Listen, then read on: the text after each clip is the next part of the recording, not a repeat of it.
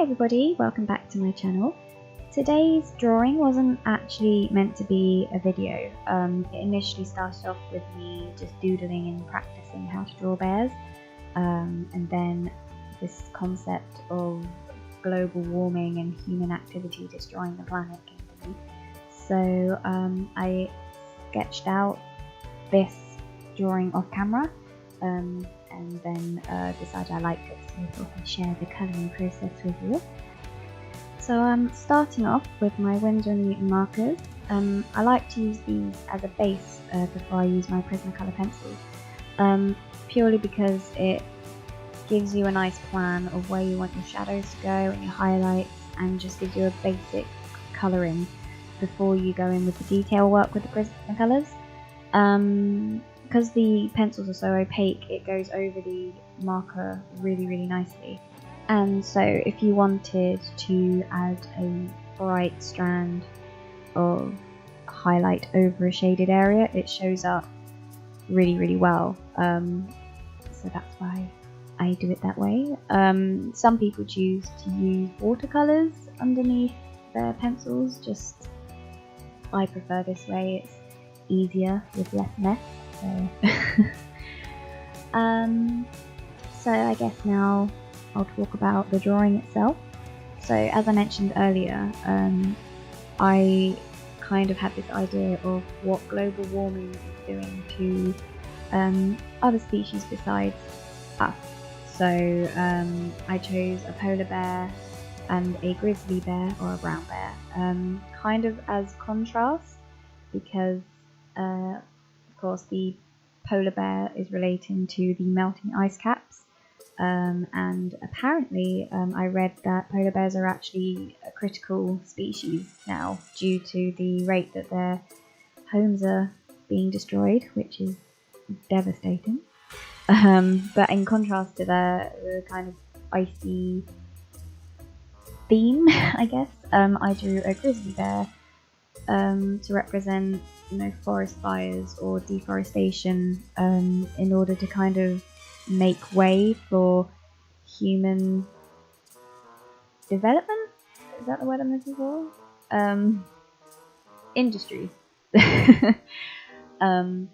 So yes, I drew him in flames to represent that. And then as I kind of went on with the drawing, I thought the background looked a bit bare, no pun intended.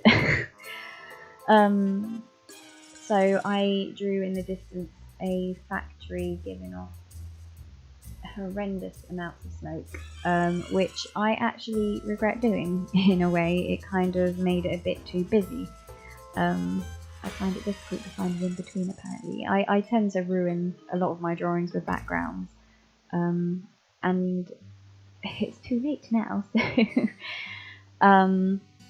yeah, that is the gist of what I was doing. Here I'm just adding my Prismacolors, like I said before, adding details, kind of enhancing the shadows and the highlights, trying to correct any mistakes that I made, and then I go in with a Uniball Signo highlighter pen, I think that's what it's called, just an opaque gel pen to kind of add extra highlights. I've not actually drawn water droplets before. It's not something that I've thought to practice really, so I was actually quite chuffed with how they came out on this polar bear. I'm sure to many other people they look a bit dodgy and quite cartoony, but that kind of fits in with my style. I quite like doing half realism, half cartoony style, so I'm happy with it. Same with the flames, they look quite cartoony when I actually get round to finishing them. Not that you'd be able to see because my head is in the way for this entire clip, sorry about that. But what I did was, a lot of the reference pictures that I used showed the bears with highlights on the top of their heads, obviously because the sun shines down on them.